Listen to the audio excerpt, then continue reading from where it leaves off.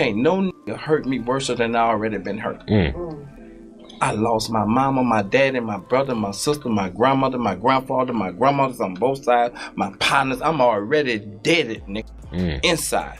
So this little funny shit that I chose music, I'm not tripping. Birdman is slipping right before our eyes, nodding off mid-performance while the whole world watches. This is the same man who built one of hip-hop's most powerful empires from the mud, only to see it crumble piece by piece through lawsuits, shady business moves, and personal losses. His downfall isn't death, it's his legacy fading away in front of millions. In 2025, fans got seriously worried again, but this time it wasn't about money or beef. It was about Birdman's health. Both his body and mind seemed to be taking a hit, and people started talking.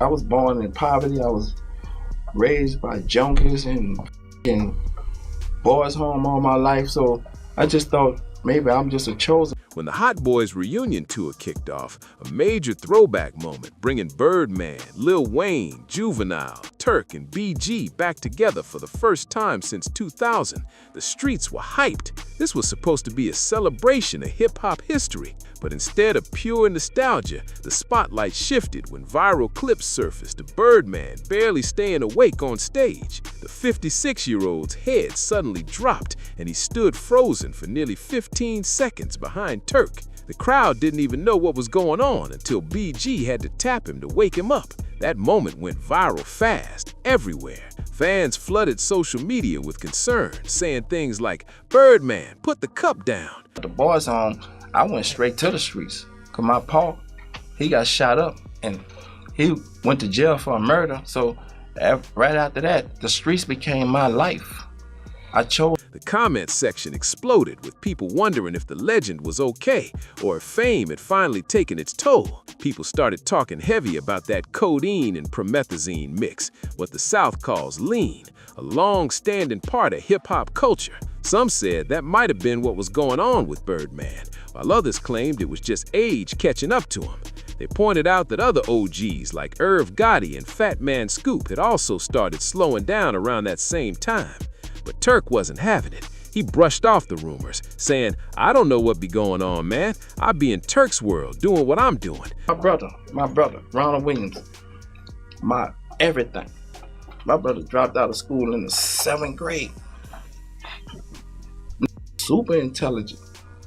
Know how to make money, get money, and keep money. They gonna always turn something into something that ain't. BG laughed it off on Drink Champs, saying the crew just found the whole situation funny. But things got tense again when another clip from an October 2025 Harlem event dropped. In it, Birdman looked like he was nodding off again, and social media exploded. His team quickly said it was just exhaustion from a non-stop tour schedule. Still, whispers about lean, relapse, seizures, or other health problems kept spreading online. People weren't just gossiping this time. They were genuinely worried about the man who helped shape modern hip-hop. Then things got even messier when Birdman's personal life hit the headlines. Around the same time, news broke that singer Toni Braxton, who had secretly tied the knot with Birdman in August 2024, had filed for divorce only 2 weeks later. The case was eventually dismissed in January 2025, meaning they were technically still married, but the love was gone. Both deleted each other's photos, and Braxton stopped wearing her wedding ring. No nigga hurt me worse than I already been hurt. I lost my mama, my daddy, my brother, my sister, my grandmother, my grandfather, my grandmothers on both sides, my partners. I'm already dead, nigga, inside. So this little funny shit that I chose music, I'm not tripping. Fans noticed everything. By October 2025, Braxton started speaking up, dropping shocking details about what she called Cash Money's death rituals. She said these weren't literal dark practices, but symbolic acts that showed how toxic the environment had become. She described loyalty being tested through extreme gestures, matching tattoos, men greeting each other with kisses, everyone calling Birdman daddy, and flashy displays of cash and cars on camera. According to her, those so-called rituals stripped artists of independence and forced them to play by Birdman's rules. If you didn't play by the rules, you were out. Simple as that. Braxton described it as a secret circle where loyalty had to be proven before you got your shine. And those fancy gifts, she said they weren't about love, they were all about control. I just wanted to have a clearing relationship with people that I started the business with. Thanks. Everybody that I started with, I'm in good space with them. Fresh know what I did. Now know what I did. Wayne know what I did. If not, you think they'll be fucking me? Yeah. They fucking. That's wild energy, like something straight out of a cult. Braxton claimed this toxic culture didn't just hurt artists, it started eating away at Birdman himself.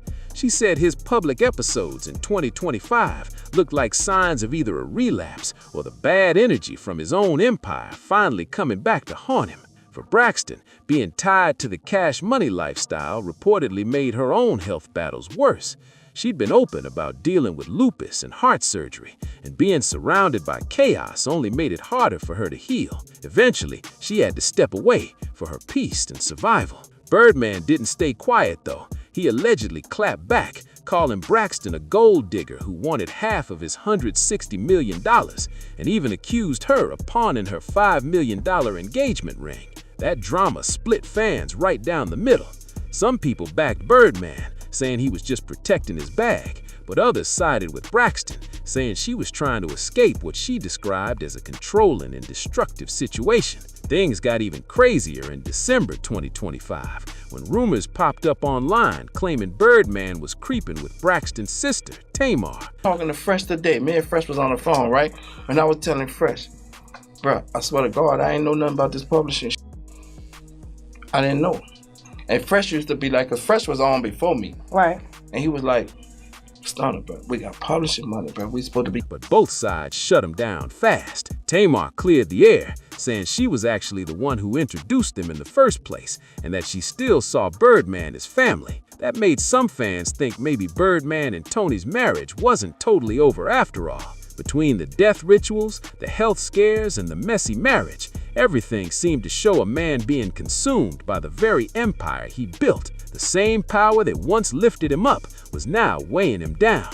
Because when the energy you put out comes back around, it doesn't knock, it just shows up. To understand how Birdman reached this breaking point, you gotta rewind all the way back to the mud where it all started. Brian Christopher Brooks, better known as Birdman, was born on February 15, 1969 in New Orleans, Louisiana. He came up in the Magnolia Projects, a rough neighborhood known for poverty, hustle, and survival. He was one of 23 kids, raised alongside 10 brothers and 12 sisters.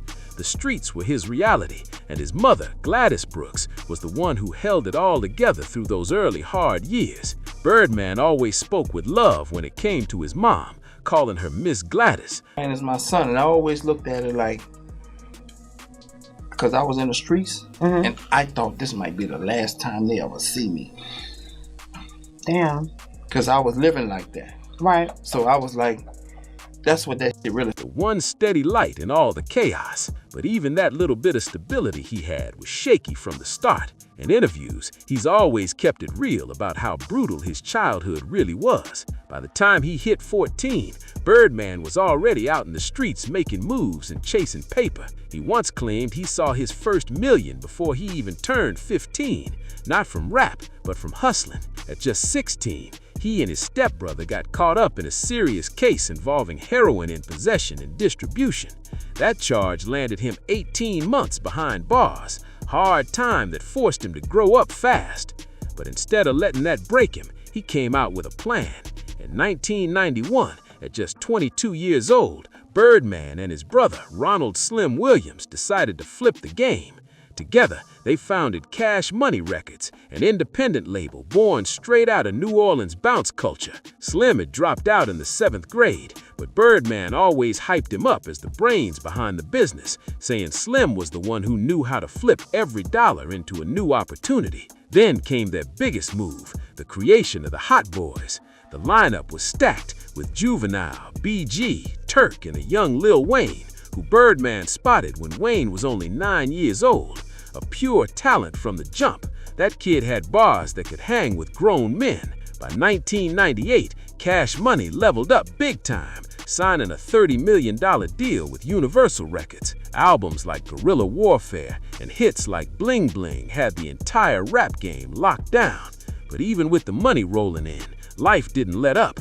In 1996, Birdman lost his pops, Johnny Williams, in a tragic car accident, another painful hit in a life that already carried too many losses. He's talked openly about how that all hardened him, turning pain into power. By his early 20s, Birdman had gone from the projects to pulling in $30 million deals, and even he couldn't believe how real it had gotten. Through the 2000s, Cash Money Records kept exploding, hit after hit, year after year. Lil Wayne was running the game with his Carter series, and when Drake and Nicki Minaj signed on, it was rap. Cash Money turned into a money-printing empire, stacking racks on racks on racks. Birdman's net worth shot up to around $160 million, and he even claimed that over the years, he pulled in $2.5 billion through his partnership with Universal Records. That's billionaire talk right there, but getting to that level came with a heavy price. Birdman later admitted that early in his career, he didn't fully understand the business side of the industry, and that lack of knowledge came back to haunt him hard. The same deals that built his empire also planted the seeds for major drama down the line. Those early mistakes snowballed into serious beefs, lawsuits, and public feuds that would define the next chapter of his life.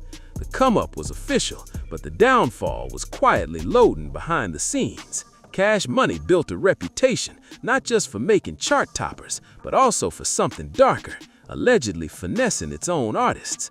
There were constant stories about money being held up, albums getting delayed, and artists being pressured to stay loyal no matter what. The pattern was almost predictable. Artists would sign, blow up, and then start calling Birdman and Slim for holding out on their pay. The biggest and most heartbreaking conflict came between Birdman and the one artist he loved like family, Lil Wayne.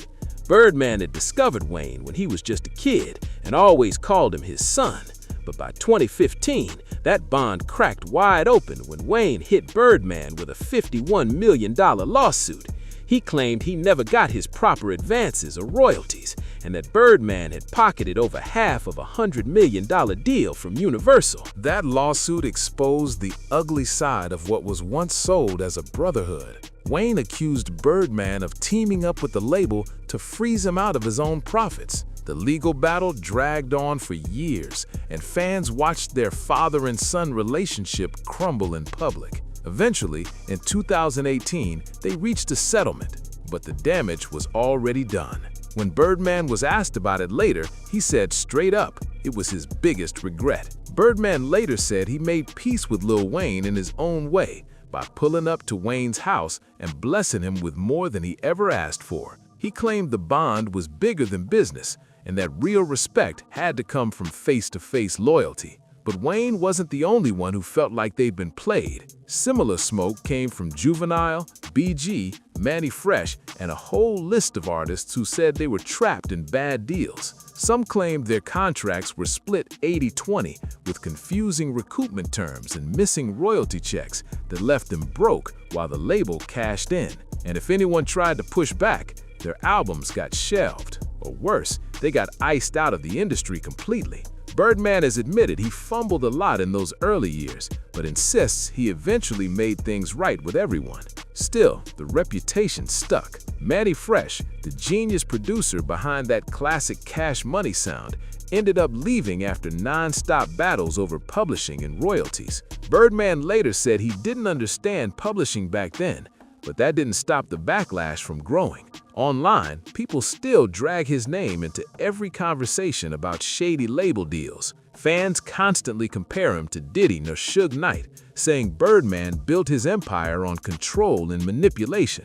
He's been labeled one of the grimier power players in hip-hop by critics, especially after years of artists claiming they never got what they were owed. But Birdman is always clapped back, saying he's paid every debt and handled his business straight up. Then came the most controversial part of his legacy, the unsettling stuff from his relationship with a young Lil Wayne. A viral early 2000s photo showed Birdman kissing Lil Wayne on the lips, which shocked fans everywhere. Birdman explained it was just a father and son type of thing, nothing more, but the internet didn't buy it. What really made things worse were Wayne's own comments years later. He publicly said that as a kid, Birdman encouraged him to be intimate with an adult woman when he was only 11. That story disturbed fans deeply and raised serious ethical questions about Birdman's influence and choices during that time. Many people saw it as completely inappropriate behavior that blurred every kind of boundary imaginable. That revelation forever changed how people looked at their relationship, and it proved that the finesse inside Cash Money went way beyond just money and contracts. Back in 2010, Birdman and Slim decided to branch out from music and launched Bronald Oil and Gas LLC. It sounded like a power move, a big leap from the studio to the energy game. But when people started digging, nobody could find solid proof the company was actually doing business. Birdman even got a pump jack tattoo to show it off, but fans thought the whole thing looked more like a stunt for clout than a real oil venture. Still, through every controversy, Birdman stood firm.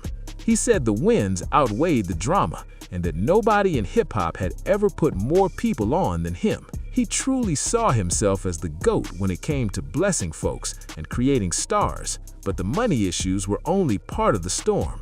Rumors of betrayal and even violence around Birdman's circle started to cloud his legacy. Because when you move like a boss in the streets, that energy sometimes follows you right into the boardroom. Back in the late 90s, as Cash Money Records was rising, tragedy kept striking close to home. In 1997, one of the group's early affiliates, Yellow Boy, was unalived after a heated dispute. Just a year later, Kilo G lost his life in another violent incident. The streets started whispering, saying these deaths might have been connected to alleged get-back moves tied to Birdman's name.